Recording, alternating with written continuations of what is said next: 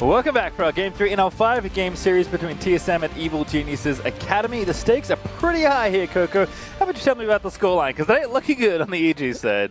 Man, it is looking pretty rough for Evil Geniuses right now. They're going to have to pull out one of their ingenious luck strats or something into this Game 3 because that last Game 2 was not a really competitive one, to be fair. Like, it was brutal. TSM was able to find an early advantage, and then from there they had global ults just on cue every single time, one after the other, being able to set up those fights, set up scrappy dives, set up objective contestants, and obliterate Evil Geniuses off the map. Yeah, just, everyone played excellent. Like, Winston had a good game, which is definitely not what happened in game number 1. Lost and Treats got 2v2 first blooded and then completely styled all over that lane, and then the rest of the game. Dirkler did his thing and played weak side like a well-behaved Shen, and Evolved got blasted in lane in farm and then didn't die and popped off and killed everyone. So yeah, I would say it went pretty well despite some perhaps early game hiccups on the TSM side. So we'll see what draft number 3 has to bear here as Ashe is going to get banned. That's a telling sign for EG. And Shen too. Both of those globals just taken off the Caitlyn board. ban. And Caitlyn as well. So we're going to be seeing something new in this bottom lane. I'm liking the fact that they are spicing it up. I was a little bit concerned if TSM was just going to say, you know what, if it ain't broke, don't fix it. But it does let the Nidalee through. It does. They might lock that in for Anda, really give him some power play and some counter jungling style. I do like that fact. We were talking about, going for that priority pick, picking blue side, get a strong jungler for Anda, and then really get a winning bottom lane for Deathly and Matt. Already, the recipe is looking good. I assume that Caitlyn ban was a reaction to the Ashe ban, which if so I really like from TSM. Oh, Center as well here from Lost. This man is just all over these meta ADs right now. Long range, like solid laning phase, can let Treats kind of get unlocked and get aggressive if he wants to.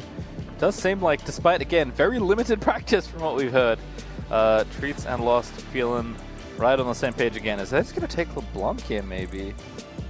Bold strategy Evolved if you're going LeBlanc blind. Like, you have Syndra still available, you have some tanks that you could run into the mid lane if you so choose. So this is, honestly, if there's a game to be a little bit greedy, be hasty for TSM Academy, this is the one where you're on match point. It's 2-0. Like, you can give a game if you want just to give Evil Geniuses a sense of hope, but blinding your Senna allows what I was talking about EGA wants, right? Like, they want to be able to counterpick this bottom side of the map, get something advantageous, and Jhin is a pretty good answer because he fits with a lot of aggressive supports for Matt, and you have a strong pick style composition with Anda's Nidalee.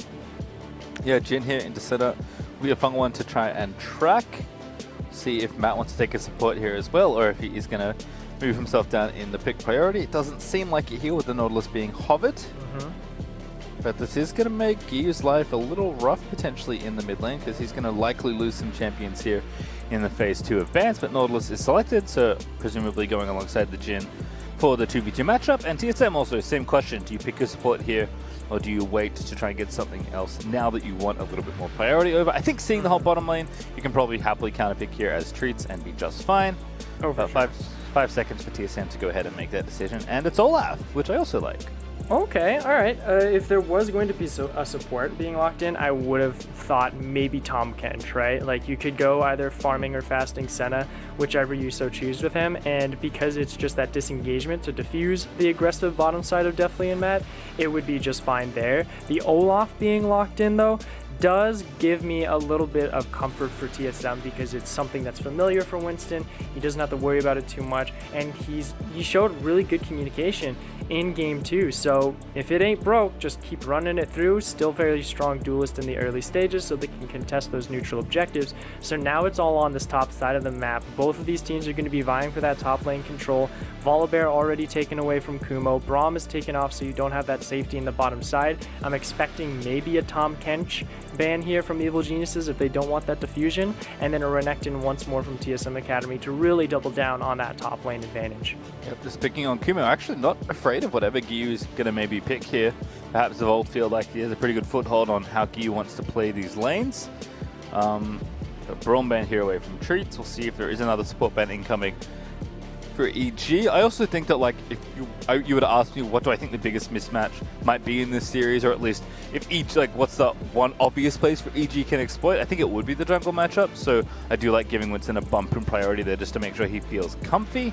The GP is the ban away from Dokla, so what's the pick now for TSM, as they will have to take their 4th champion here? I don't agree with that GP ban. Like, yeah, you take away the sort of blind security pick, but we've been seeing not just today, but also like the entirety of this week in multiple regions that GP is sort of waned in his power sense. And with Leona being picked up, yeah, it's a counterpick into Nautilus, but now you're sort of fighting fire with fire. So yeah, I could say maybe with the confidence boost that you have from a 2-0 start into the series and being on match point, Leona sounds really appetizing. It's now a curiosity check for me to see how well Treats and Lost are going to be able to dish out and go blow for blow against Deathly and Matt. Yeah, I love this pick from Treats, if nothing just for like the panache of it. Like, he's clearly so confident, given how the first 2 games have gone in the 2v2. Yeah. He's just like, yeah, give me Leona, let me close this game up real quick. I'm sure he's going to take Ignite and try and get aggressive, whether it's in the 2v2 or roaming out. But Camille Twisted Fate is the finishing touches here. So TF was one of the champions that was left unbanned. TSM have to have known this, given that they banned it already in 2 games. So giving this over might be a bit risky, but they appear to have a plan for it, because they wouldn't leave it open otherwise. Well, it's that Twisted Fate Camille comp. You know, Galio would have been the better option, but this is just as fine. So you have that level 6 power spike to trade for those turrets.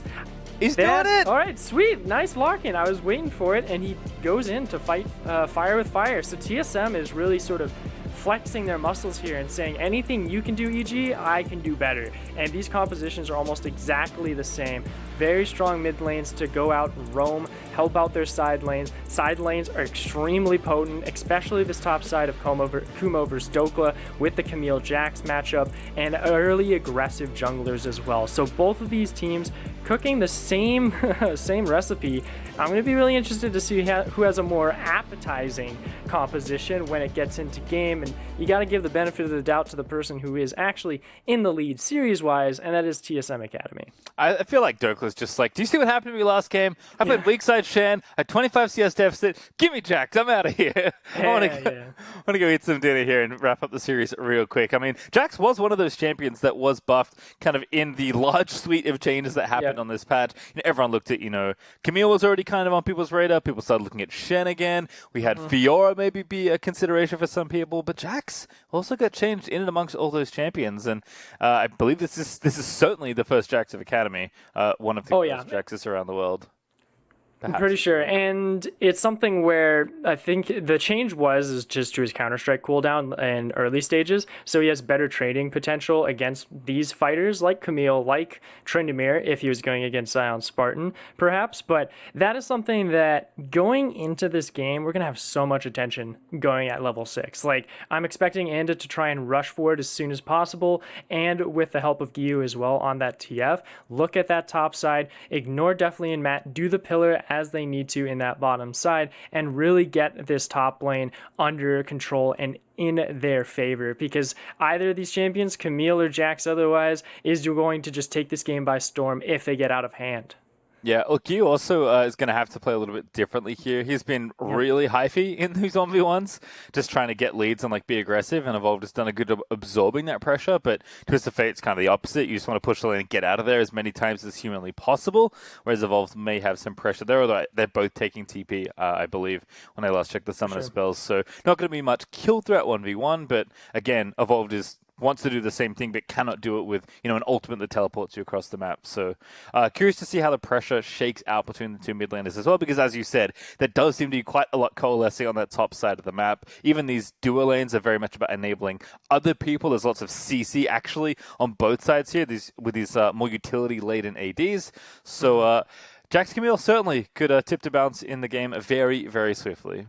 Yeah, and the last time we actually saw this situation with these two teams is regular season. The final game of TSM Academy versus EGA in regular was a TF mid lane with these topside heavy compositions. Last time, though, Evolved was able to get the counter pick and go Sylas to where he could duel him in lane and then roam and match him. He was able to get the advantage, but unfortunately for them, it was a sense of just throwing one too many times and giving the fights over to Deftly to where he could just take that game by storm and overwhelm them with just constant picks on the Jhin, as a matter of fact. So for them, I hope they've learned their lesson, but honestly, with the way that this confidence and this ego boost came from TSM Academy, it might be the one game that they give over to EG. All right, we'll have to see, because confidence must be high for TSM, and EG must win all 3 games to keep themselves in this series and in playoffs. So we're stepping away to build up the game delay, but when we return, we'll be getting this match started, but don't go anywhere.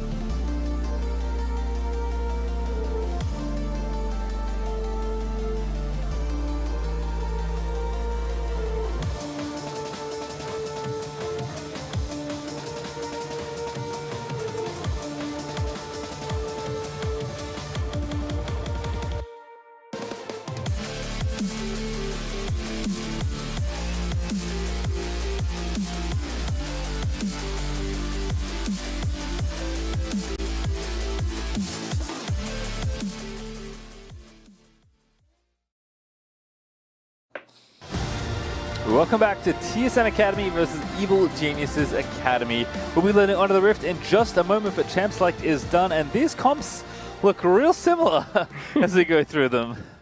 This is some awkward, like, Jekyll versus Hyde thing, where they're the literal exact same person just looking in a mirror and just saying, well, yeah, me versus you, I guess, and just like punch the mirror and find out what happens and see if the reflection is able to knock out real life, which would be really weird, but an interesting concept to be honest.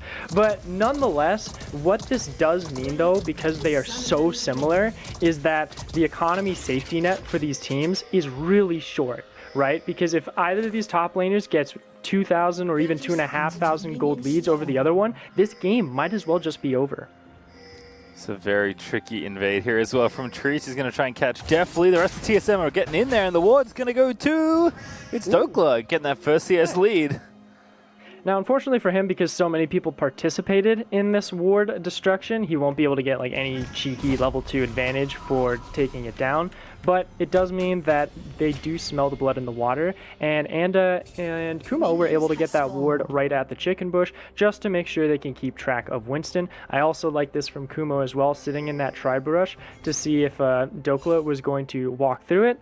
Nonetheless, it does not happen, so he's not going to try and do anything too aggressive. I eat my words. He goes straight back into it so he can get that early auto attack trading if Dokla decides to be a little bit more confident with walking into the lane.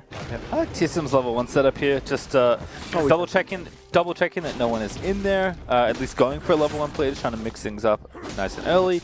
As it all stands, Winston just going to go ahead and take his red buff nice and cleanly, and same side start for Anda, going to be on the blue and just speed clearing here on the Nidalee, as Midland already trading auto attacks here with those corrupting clutch riders ticking away, and Counter-Strike first here for Dokla, getting the slaps down onto Kumo.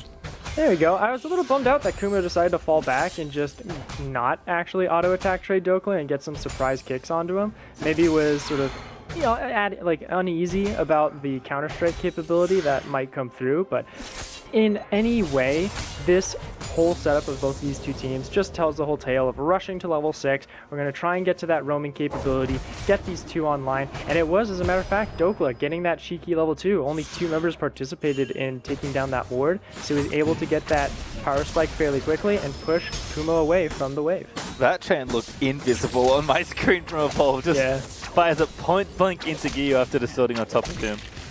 But getting pushed in right now, so it does have to just trim these waves and try and keep up with the PvE pace that Giyu will be setting here. But Evolve certainly knows he has to be aggressive in this matchup to keep pace with Twisted Fate. Does not want to let it fall into any sort of passive lane and just let Twisted Fate get away with roaming whenever he pleases. For sure, right? Like, and you're expecting you to go a little bit more beefy to thwart any aggression from Evolved for that specific reason. Maybe go for a Rod of Ages instead, so you have that additional health and sustain. Just go ahead, push out the wave, and then look for those roams with the assistance of Anda. And already matching each other on the side, the mirroring of these junglers having that priority, and Giyu just not having a fun time. Evolved is doing such a good job on this matchup. Yep. Electrocute as well for Evolved. Also helping out there in those trades. It's a spellbook for Giyu here. They both have TP, so much more focus there for the Twisted Fate. Kumo, though, getting the action in while it's good. Dokla even eating the last part of the sweep there as Giyu is forced to TP back going early with a quick Null Magic Mantle. Certainly respecting the power of LeBlanc in this 1v1. Yeah, I wonder if he might go like Merc Treads or something first, just for that hard like safety rush and have the movement speed to get out of the lanes quicker so he can keep those roams against Evolve. But a TP as well from Dokla after that awkward trade for him does mean that he'll keep that additional pressure up, so Winston can have some safety on this top side and will have that additional priority to look for this scuttle, right? Because Anda had already gotten bottom lane, they understood where he was at, there's no reason for them to contest it, trade 1 for 1 and keep this match going. Yeah, Winston going to go ahead, take that crab as you mentioned, and that wave is pushing the wrong way. Dokla, I think, though, is just going to try and break it because Kumo is already TPing back. So kind of a delayed TP trade for the top laners, but they end up in effectively the same position at the end of it all, as Anda will be spotted by the Scryer's Bloom. Nice use of the plants there from Winston. Good spot, honestly. Like, the fact that Winston has been able to track Anda in this series so well, either with the help of Lost when he was on Ashe or otherwise, is really helping them keep that differential in their favor. And ooh, this trade already not looking too good for Matt. They're beefy though. Soul Collection Foundry there for Lost there as he just keeps auto-attacking Matt. Really nice setup there. You can see just how long those CC chains can last. Top lane though is a 3v2 at currently, with Winston being up here to cover for this potential dive. I like what Kumo did, like he's slow pushing the wave, setting up for a potential dive, so EG were there to try and answer, but unfortunately it does not net anything with Winston continuing to have good coverage. Yeah, and it wasn't a level 6 Giyu either, so he couldn't immediately dive onto it. So he did give some pressure over to Evolved in the end, and also lost that trade. So I'm curious to see how much of a punish that will come out from for TSM Academy, just to make sure they can keep tempo of this Twisted Fate for Giyu. And with the Ocean Drake also online, like, neither of these teams will be really looking to take it at that 6 to 8 minute mark that is on average for the Academy season. So for them, play it safe, keep up. We're still waiting for those level 6s, guys. Like, speed run to that timer so we can really get the blood on the board. And the Evolve chain angles continue to look very impressive. Clearly has a lot of mastery on this champion. TSM also right on 6 minutes. Oh, there you go. Start this first ocean. I mean, it is Olaf. He's like the king of the early Drake, but he's got pushing Lost in Trees to also help him out here, so it's going to be the easiest ocean Drake of TSM's life. As Dokla and Kumo continuing to trade blows. Dragon goes over, Dokla level 6 is pressuring Kumo, but Kumo does have his ulti now as well, and this is what he's going to do with it. Looking for Dokla, who is going to have to flash away. Good respect there from the Jax for Anda. Right place, right time to get the summoner. Yeah, make me bite my words on that objective contest for the bottom lane, but honestly, with the pressure that Anda was able to provide, now you have a little bit of space for Kumo to just slowly scale back up, farm up, with the double Dorns as well. So he went that cheater style to just try and be more efficient at trading. The issue is, he's not winning the lane. He's just sort of going neutral again, and this is the problem that Evil Geniuses has had throughout this entire series. Their solo lanes are never in a position to find those advantages and really double down and punish TSM when they try and overstep, because now that you do that Doran's Blade double strat, you slow your itemization down, the power spikes will come later, and Dokla will have that Blade of the Ruined King faster than you will, and it will just completely throw this differential that we were talking about on the top side out the window and really make a concern for Evil Geniuses Academy to try and answer.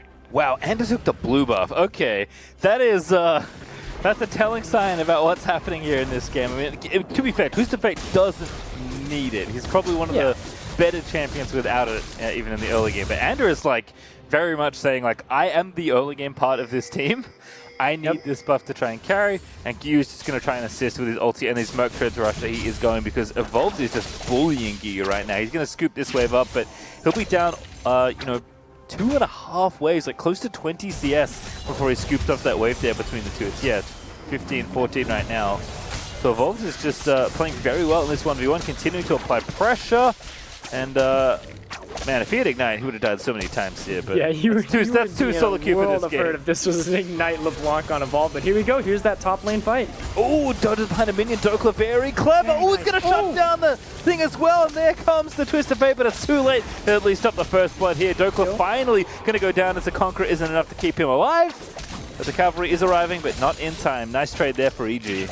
And honestly, Evolved with the pressure in mid lane, with the assistance of Winston sitting in this river, made sure that you could not roam up in time to save Kumo's life. And the 2v1 goes in favor of Dokla, grabbing that Bilgewater Cutlass now. And this is the power spike that I was worried about. The fact that you go that cheater strat of double Dorans, now you're an item behind, and these trades going on the bottom side are now. It doesn't end. It doesn't end. The CC chain doesn't end. Lost is going to kill Matt with a perfect setup of skill shots there for Treats, and TSM are off to the races once again. It's looking like game 2 all over again, Coco. Oh man, I was really looking for a strong start from Deathly and Matt, but that just went completely out the window. Treats just destroying him with his counter matchup lane on Leona, and this is just a brutal replay. Yeah, there's nothing else to talk about outside the fact that Dokla's counter-strike was immaculate, just wasted so much time, provided so much deflections, and just completely turning that fight on its head. It's even worse when I look back at it too, because Kumo flashed, and the reason he flashed because if there was a ward in the middle brush there, and if you get out of vision of a buffered auto attack and you get out of vision, it won't connect. Unfortunately, he didn't make it. The brush was a little too far away given how short the flash is, so he died regardless of the summoner spell being used. So lovely attempt, but just the details not working out there as Dokla was able to scoop up the first blood. And even though the roam for the trade was good by EG, you said it at the top of the game call where these are the kind of games where, because the comps are so similar, if the game starts snowballing, it doesn't take much for it to go completely pear-shaped. Yeah, and it's one of those situations where you're saying, okay, the team has a 2k gold difference, like, globally. That's not something to worry about. This is one of those games that you really have to be worried if 2k goes awry. But Dokla getting caught in the river, giving a kill over for free would not be the best way to swing this over. Good work from Anda. Yeah, great catch on that. Flash Q did have to burn the summoner, but he is able to get the kill, so the gold is going to stay a little bit closer. A few hundred now between the two as the pressure is continuing. Gyu and Matt trying to push in this mid lane. All right, and we have Dragon coming up in 40 seconds. I can already see TSM is planning for it. You had the Herald taken from Winston. He can go ahead, throw it in mid lane, shut down Gio even more, or you could drop it in this bot side and give Lost in Treats a lot of turret plates for themselves, as giving that pressure to take this Dragon without any issue. Not to mention, definitely doesn't really have the best wave clear, so this is going to be a pretty much a free turret, at least a couple plates there if TSM decides to really double down on it. They're just waiting for the perfect time to do so. Unfortunately, the Demolish proc could not be completed there for Treats, but they'll go at it again in just a moment. Dragon up in 5 seconds. Okay. TSM already positioned, like you mentioned. Dokla does not have TP though, so gonna have to do a bit of extra work if TSM want this Dragon. All right, nice here from Anda being able to sort of sneak in. Unfortunate that they were caught out on that ward at the very back of the Dragon Pit, but nonetheless, TP priority is on Kumo. Oh, nice sneak him in! I love that. Using the Shroud there to sneak Treats in. He's going to have to flash here though because the Jhin ulti and the rest of EG are coming in hot. Kumo looking for the lockup in the cage and does indeed ultimatum Treats. There's the center ulti to try and save the Leona though, but it's not enough as the root does hit under 3 with the follow-up there from Senna, but no kills forthcoming for TSM. It's all EG right now. Well done from EG. You saw the teleport coming in. TSM disengaged fairly well, but you just cannot run away from a Camille with that hook shot. Just really covers so much mileage and is able to lock down Treats with the flash already being gone.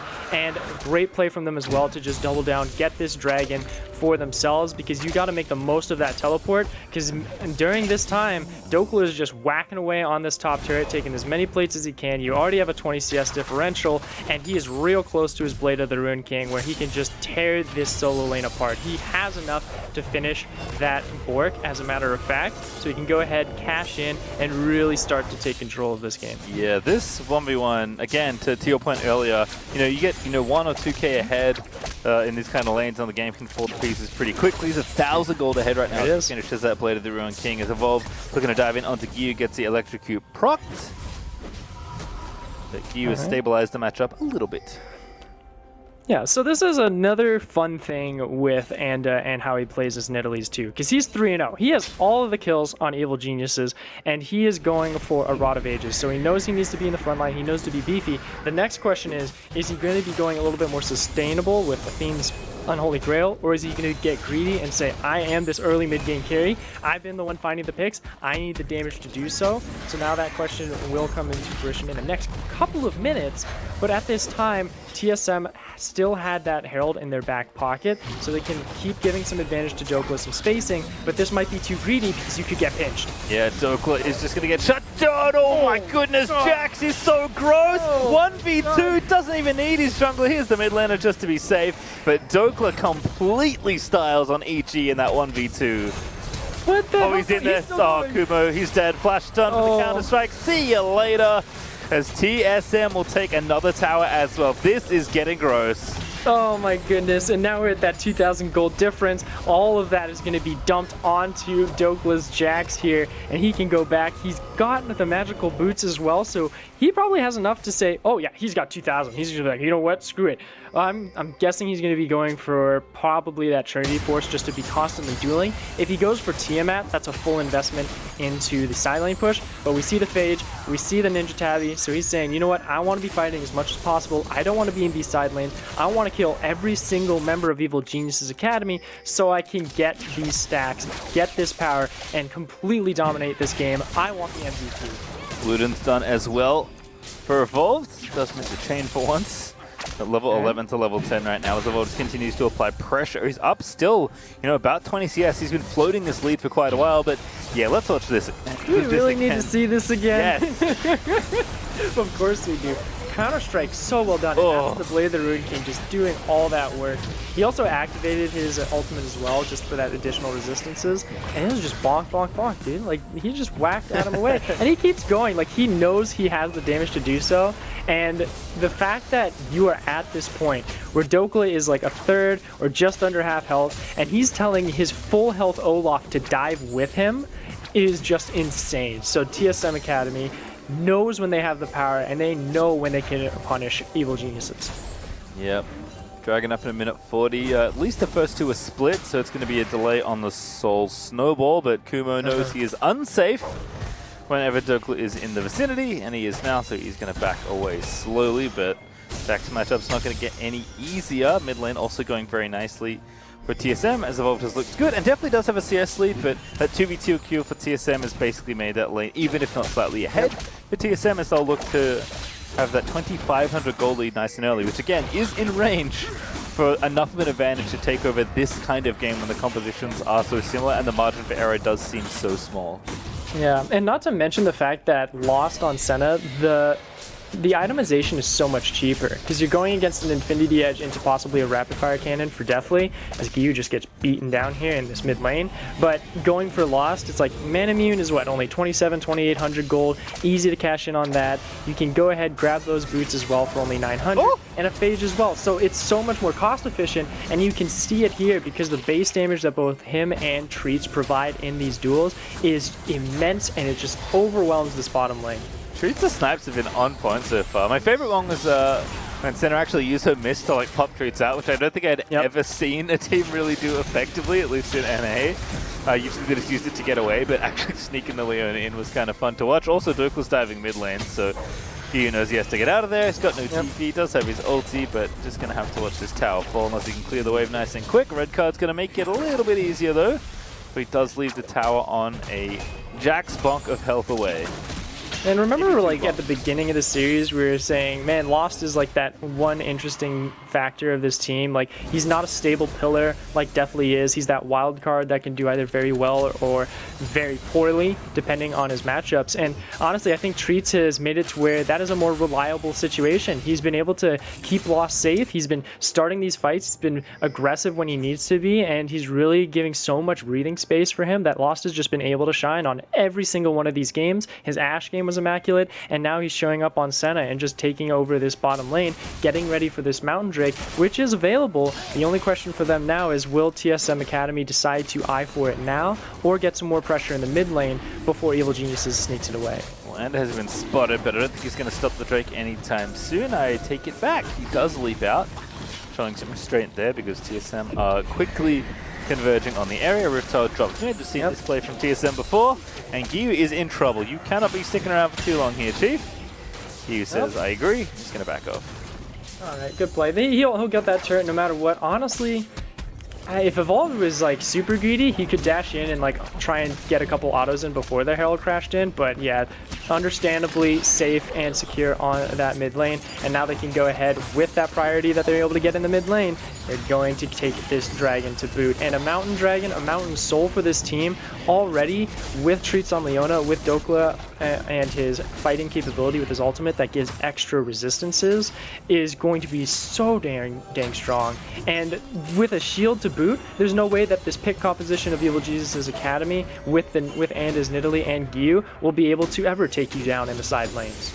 And souls for Senna as well in the bot lane, and after that dragon, always important for Senna to keep that soul count high. But bottom lane, the last outer tower here is going to be the next target for TSM Academy. Okay. Root lands in onto Matt, tower's going to take a hit, and Lost is going to get everyone out of there with the mist, because EG are responding to this siege. Good spacing from TSM to make sure that there's no room for error in this siege, and with the harassment that was coming down. They also had Dokla on that top side, now coming down to sort of hover over mid to make sure no one tries to answer Evolved, where you saw Kumo in that mid lane seeing if he could try and sneak in a couple kicks onto the turret, wasn't able to find him, and now Dokla says, alright, let's see if I can grab some jungle camps for myself before I start to apply the pressure back onto you and twist the blade in this top side even further. Yeah, it's pretty wild to think that Dokla's willing to be this aggressive when there's Twist of Fate on the enemy team, right? It does not take much for Gyu to join the potential scuffle, but we have seen so few ultimates from TF because of how much pressure that was a cleanse from Deathly. Yep, had to cleanse off the Leona Soul, I guess. Or maybe the stun was going to hit him, but had to cleanse off something. Yeah, best call, to be honest. Like, Matt is nowhere in sight. He was coming back from base just to have additional resistances. Is fairly close to his Gargoyle Stone Plate, but I don't know how much that is going to help you when Treats can just go straight on to Deathly through the blade and then just take him out from there. Item completed. What is it? Well, it's a Black Cleaver. All right.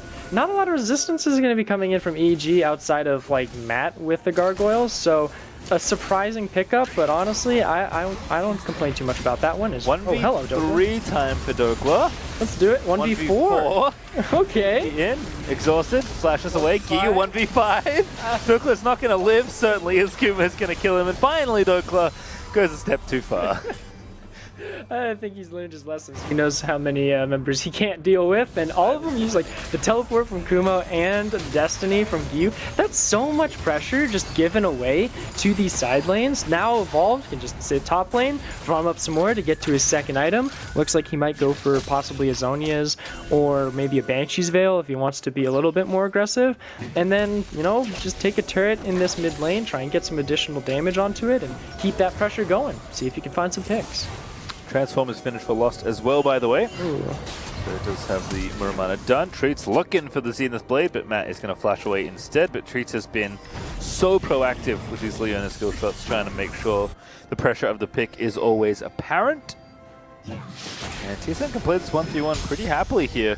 Again, they got all this map space. And 3 people are trying to gank Evolve right now. Giyu, though, with no ulti, and Evolve having his ultimate and his distortion up, means that it is a tough mage to try and catch right now. Yeah, and the one issue Evil Geniuses now has, though the compositions being similar, they can both find picks and they can both team fight and split push very efficiently. The issue for them is that Evil Geniuses is more ultimate dependent than TSM's composition, because TSM can look for pushes, can zone you out and not have to worry to use your ultimates, and not to mention Evolves is on a very low cooldown as well, where Evil Geniuses, like, you need the Destiny ultimate to help catch people on the side lanes, you need the Hextech ultimatum to lock down targets for Kumo, and definitely needs the Curtain Call to help finish off and clean those kills out. Looking at how that gold's been spread out, it's still that 2,000 gold differential on that top side. It's really been arguing fairly well for Dokla to just constantly be on these side lanes and just batter down Evil Geniuses. Now it's just a matter of time to see, with that teleport coming in from Giyu, if they can turn this game around. 3v4 right now. TSM, they're looking to turn tail and fight. Lost going to get revealed there. Cleanses off the gold card. Giyu into stasis. Here's the teleport for TSM. Looking for their own 5v4 as Winston's found the wraparound. Good ult from Lost there to protect the team as they charge back in. And Matt is going to be collateral as Lost is going to grab kill number 2. Look at how healthy the rest of TSM Academy's members are, just hunting down Giyu now, who doesn't have Destiny to run away. Sure, he has Flash, but I don't think he's going to Shane!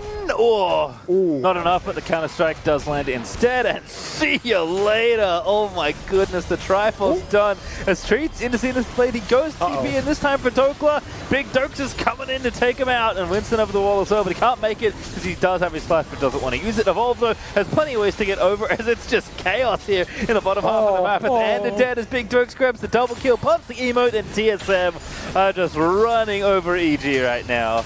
Some of those fights were looking really ambitious there from Evil Geniuses Academy, but there was just a tool on TSM Academy that was there to answer the teleport or the cleanse coming in from both Lost and Dokla to answer those fights, answer those picks, and really swing this game and keep it back in their control. Zhonya's Hourglass was picked up from Evolve just then, so more survivable than aggressive on his end, but now you have just one dragon to go until you're able to get Soul. Randu and Zoman is bot, and now Jin is completely irrelevant. Yeah, this feels real tough right now on the EG side as the gold. I mean, the gold is actually not that bad. Like, yeah, 3,000. It's still the 2K, 3K, yeah. But like the actual, like, where the gold is going to in this game, what it's funding is the real problem here. Like, TSM, you know, need to take this Baron and set up and then take some towers and really blow the game open. But when stuff like this is happening, oh, bruh. Why'd you have to do it to him, observers? Why'd you have to do it? Where'd it go? I'm not gonna think about it because I think I'm just that is just that's just an oopsie whoopsie. Yeah. Giyu there. Unfortunate misclick, but nonetheless does mean that they don't have as much pressure anymore. Destiny is up and available, however, and with this situation coming in from TSM Academy, they say, hey, we could probably 2-man, 3-man Baron if we so choose. Dokla, he smacks. Yeah, they can definitely do this. This is a pretty potent 2-man Baron combination.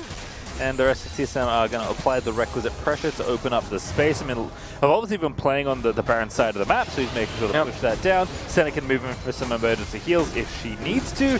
And effectively a 2-man hero, though TSM are going to have the band back together for this whole thing, although maybe a little early. They're going to have to finish it very quickly. They do indeed smite it down, but can they win the fight afterwards? Treats is locked up in the front line, but he's happy to take it. Center ulti, making it also tricky, and Dokla has just dove into the back line. Matt's the only one to get stunned. He is going to be felled as a result, but Dokla is going to get low and finally be killed there, as Lost is going to have to get out of there, but the stun does not last for Kumo. The rest of TSM going back around as Lost is still alive, but Winston falls as well. And with that, the Baron, though with only 2 members falling, Dokla, one of the important members that did lose his life in that fight, means that TSM can still apply at least a 4v1 split pressure, right? Evolve can sit on that side lane. Dokla can still sit and do a 1-3-1 if he so chooses, though it's not going to be as efficient, and there's still going to be some wave clear coming from Evil Geniuses that could possibly answer it. But that's like the best recipe of success for TSM Academy now. Sure, you did lose those lives, but in the end, this power play is going to be immense. It's like a negative 300 right now because of those lives lost, but you're going to be able to make up for it in turrets, in farms, in jungle camps being taken away, and of course, with items being completed. If there's something that this Baron power play is going to get outside of wave control pressure, is going to be finalizations of those third items. Death Dance for Dokla, Death Dance for possibly Winston as well, and maybe a couple kills here for Evolved and Treats. Yeah, this is going to be pretty easy pickings here. Kuma does have his flash, but he's just going to get Chain CC'd forever. As Evolved is going to be the one to deliver the last hit. Actually, his first kill of the game, so he's on the scoreboard. Nice. I'm glad that Treats is a fan of the Dab Penguin as well. Haven't seen that one in a while, and I'm glad that it's coming back in this Academy playoffs. And this is just, once again, the control and zoning that Treats and Winston were able to provide. They immediately get that smite, and the zoning, and honestly, just the lead that they have with Dokla being able to just dive onto 3 members and not really wince at any of the damage being applied, just shows the pressure and the lead that TSM Academy has. Yes, you lose him inevitably, but the advantages that you're able to win from this is just enough to argue for those 2 deaths that you lost. TSM still continuing to rack up towers. Baron power play and all that hot right now. But they do have 40 seconds to keep siege, and Giyu is trying to get gold for his team. They're going to be looking to trade here up on the top side of the map. And with the lift bank completed, pushing pretty quickly on the Twisted Fates. So this is definitely an avenue where EG can look to stall the game out. Yeah, it's nice. Baron didn't do nearly as much as I think TSM thought it would. So game still on the verge of being broken open. Soul up in 45 seconds, kind of being the next major point. Well, like I was mentioning, if anything that this Baron power play is going to be able to do is it's going to give them wave control, and it's going to give them finaling, like sort of closing out on those third items, right? Like we just saw actually Locket of the Iron Stellarii being grabbed from Winston. Great call, better than Death's Dance, and the Death's Dance actually from Dokla as well. And then you have the Void Staff that was completed from Evolve. So now you can just shred apart these members fairly quickly as if they were paper maches of their champions. And with the Dragon coming up, it is Soul Point. They have to contest it. Beautiful call from Dokla on this sideline. Kuma just missing that stun, so into stasis goes Evolve. He flashes out as well. The team fight is in. Ragnarok is top. See you later. Kuma Lost actually gets it with the ulti at point blank range, as Dokla is just messing up the EG backline. That's going to force the dual lane to flash out. That will give TSM the 5v4 around the Dragon Soul.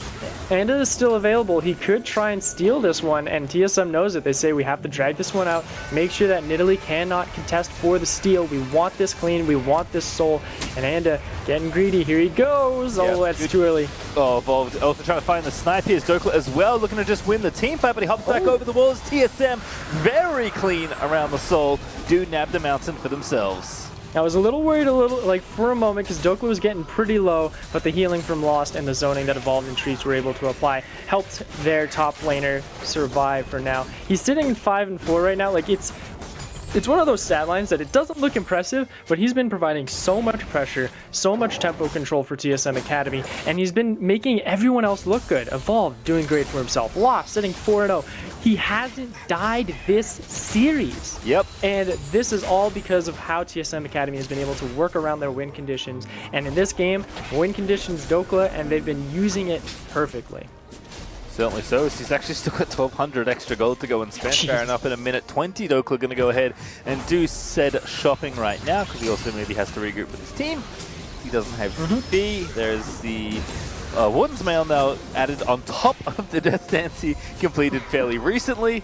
And TSM are just flush with riches. And again, the gold is still holding pretty close given where we are in this game. 2 to 3k mark has been where it's at for the last 10 or so minutes, but the state of the game has been very different. EG are dragging the game out to a point where they can kind of have a one-and-done team fight, or at least find an advantage around this Baron or maybe an Elder to get themselves into the game. So they're not out of the series just yet, but TSM, I feel like they don't make very many mistakes when they're in positions like this. That has been one of their signatures in Academy. They're often actually quite a lot slower than we've seen in this game and last game especially, but they're just so consistent and so mechanical in how they close out the game that they will give very few opportunities to EG. Well, and it's an all too familiar ground, right, for both of these teams. Like I was mentioning earlier back, Evil Geniuses and TSM Academy in the regular season, their final game was something like this. Very similar compositions. They had a 2,000 gold lead. You had a strong solo laner in the game for TSM Academy who was able to take control of the map and really zone out Evil Geniuses Academy from these objective contestants. But Evil Geniuses won that game because they found these picks, they found these sort of side lane deaths, and were able to sort of swing themselves into a position where after that punishment, they could just take the game and quickly run down a lane and destroy the Nexus fairly quickly. So that is still available, but TSM has learned their lessons, it seems, and they're playing a lot safer and a lot more patient. We're going to be peeling here because that Baron was not going to get finished in time. TP coming in for Kumo. Treats instantly stuns him as the team will jump on top of the Camille, but he's going to get out for now. Lost. He's going to escort Dokul back to safety, but the Ragnarok is popped there for Olaf. We're going to run down Andy here. In fact, any target's a good one at this point because Matt is going to be stunned up and locked down, and Winston is just zerging down this needly. But Evolve, he's low, but that's the wrong Evolve. That's his clone there. LeBlanc tricks everyone, even casters, as Ander is going to keep getting chased here by the rest of TSM as they just have too much of a lead, too much strength with the Mountain Soul, and two good-looking team fights to take down two from EG, despite everything being thrown at that attempt. It was looking bleak for TSM a little bit, but the sustain from Lost and just the chasing capability that Winston and Dokul were able to provide just completely corrals individual members, separates them from the rest of the team, and they can't help each other sort of try and peel and backstep to keep this fight going.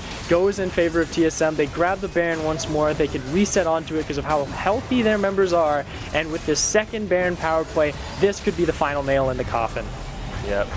If the first Baron was the one to kind of set themselves up for this spot, this Baron is probably the one that's going to break the game. But let's watch this one again, a very hectic 5v5. And this is what I was talking about. They immediately divided the members of Evil Geniuses Academy. These similar compositions, they want a team fight, they want to stay together. You separate them immediately, these compositions fall apart piece by piece, and that is exactly what happened.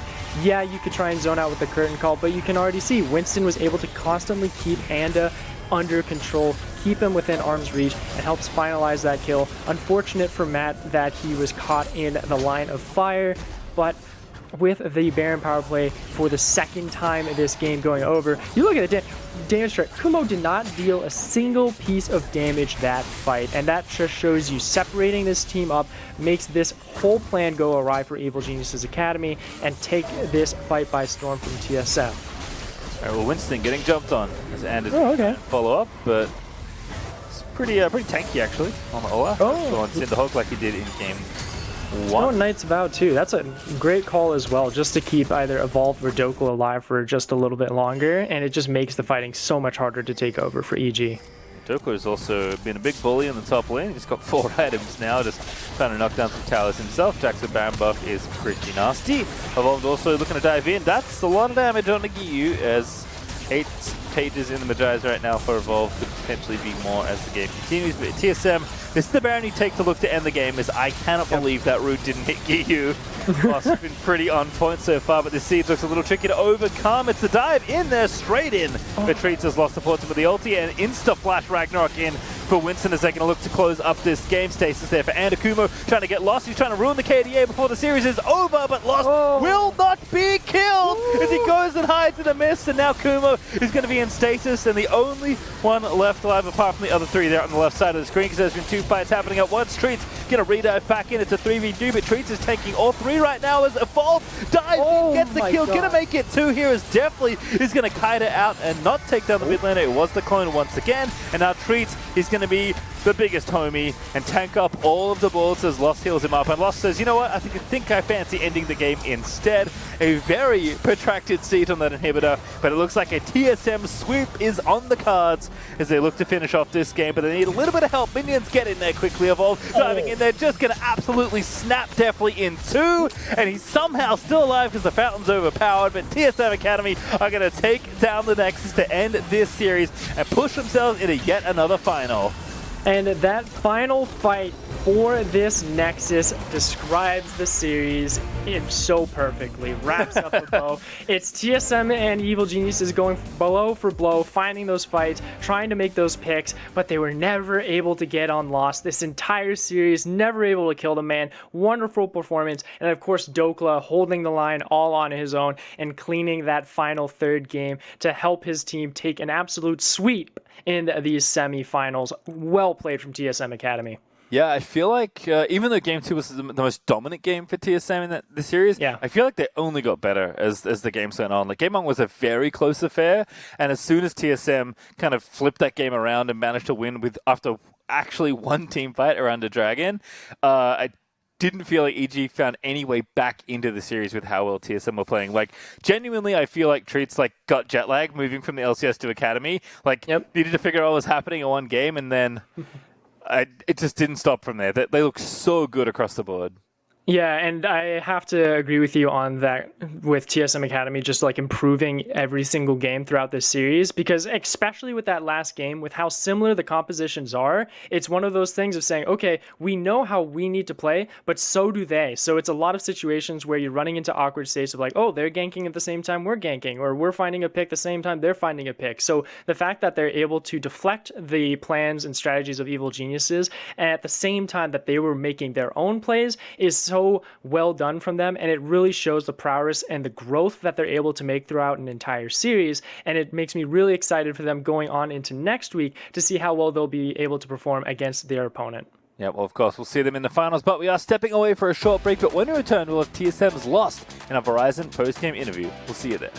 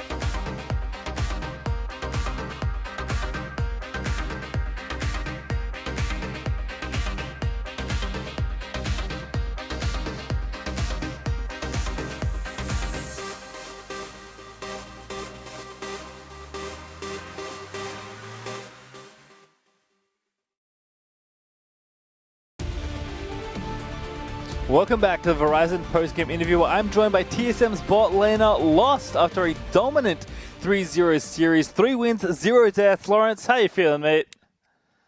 I'm feeling pretty good. I'm just glad we didn't have to play past midnight with this best of 5 series with the FlyQuest game going so long with the pauses. So I'm glad we 3-0'd so I don't have to sleep at 4 tonight. Makes sense there. How was kind of the series feeling? Because game one was very close, but it kind of things ramped up after that very quickly, especially in the 2v2. Did anything happen after game one? We're like, okay, we have a handle on the matchup now. Like, what was the reason for game one kind of being a lot lengthier and a lot closer than the other two? I think for game one, we gave EG a lot of what they wanted in terms of draft, and us winning after game one kind of solidified the fact that I think we were a team with better, stronger fundamentals going into today. So if we could have beat them in game one, then game 2 and 3 would have been like way better if we set ourselves up like in a more ideal way for draft. So I think if anything, game one was just a confidence booster for us. Yeah, it certainly seemed like it with the way the momentum went. But you mentioned having strong fundamentals. I would identify that as being a huge strength of TSM Academy throughout this split. You just seem like such a consistent team. So how is it possible to have such good fundamentals when Treats rejoined the team, like what, 2 days ago, 3 days ago? I don't know how many days it was, but it was not a lot of practice. Yeah, we had like a day or two of practice with Eric. So yeah.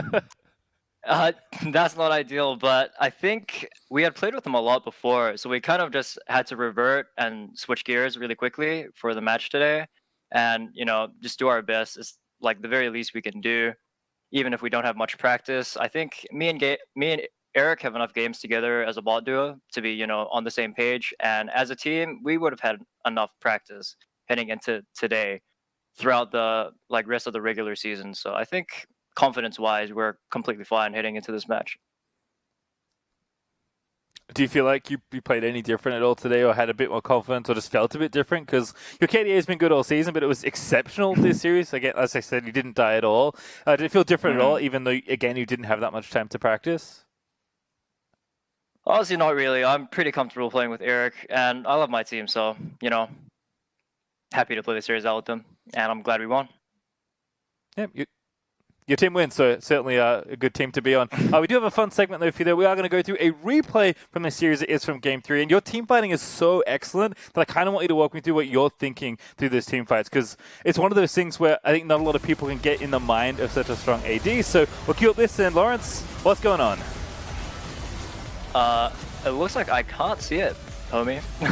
I cannot see it right now. Oh, no! You're playing That's center not and ideal. beating people up. It was great, trust me. That's Yeah. not ideal. Well, I'll just imagine that you did everything right. In fact, while we're here watching this wonderful gameplay that unfortunately you cannot see, what was going through your mind in that dragon fight in game one? That was actually one of the things I wanted to ask you was like, how did you navigate such a challenging team fight? Because the whole team fight won you the game. I'm gonna be completely honest. I have no memory of the first game dragon fight, man. It's all a blur, bro. Yeah. And like you said, it's getting kind of late with the LCS going long, so that makes sense. Okay, final question here. How are you feeling moving into finals? It's TSM's chance to take yet another championship. Eric will not be cardboard this time if he does win again, and if he's playing, of course. How are you feeling about your potential prospective opponents and TSM's chance to win another championship in Academy? I think we have another week of practice, so we still have a lot to work on. And if we do make use of that 1 week of practice, we're going to be confident. And we're just kind of focusing on what style we want to play and being the best prepared that we can be going into finals. So I think as long as we keep up the momentum and we make sure our practice is solid, then I'm not really afraid of anyone heading into finals. So hopefully we can perform on that best of 5 too. Well, certainly after this series, I can't blame you for being so confident. Lust, as always, congrats on your win, and thanks so much for joining me. Thank you very much. All right, well, that's going to wrap it up here, but we'll be right back after a short break to go over our bracket and close out the day, so don't go too far.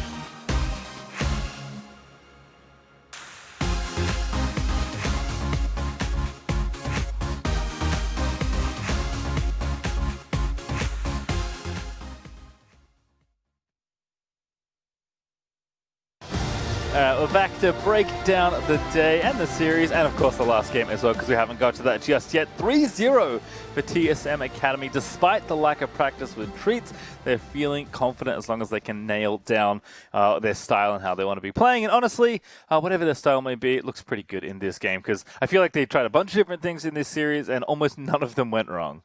Yeah, and I think it's something where going into this match point, into Game 3 for Evil Geniuses Academy, they're saying, you know what, we have to go back to Old Faithful, go back to traditional, need some split push, need some team fighting going on, get a stable winning side bottom lane, and it was just TSM Academy with the confidence they had gained throughout the series saying, we're going to fight fire with fire, we're going to have a little bit of a stronger draft, but match you in all of the win conditions that you want to check off, and it was just literally Dokla just being absolutely a powerhouse on the top side. He did what he needed to do, and of course it allowed the rest of his members on TSM Academy to shine. Winston still looks pretty good, even though he was getting out jungled here and there by Anda, and even Evolved, who wasn't able to find kills because he decided to go teleport instead of Ignite, was still able to do such a great job on those side lanes. And of course, we cannot forget to mention Lost, who went 19-0-12 throughout this entire series. An insane KDA for him showing up in this playoff series. Yeah, that's going to boost the numbers that he was already first in. Let's take a look at the first blood, though, from our game number 3, because it was a fun one.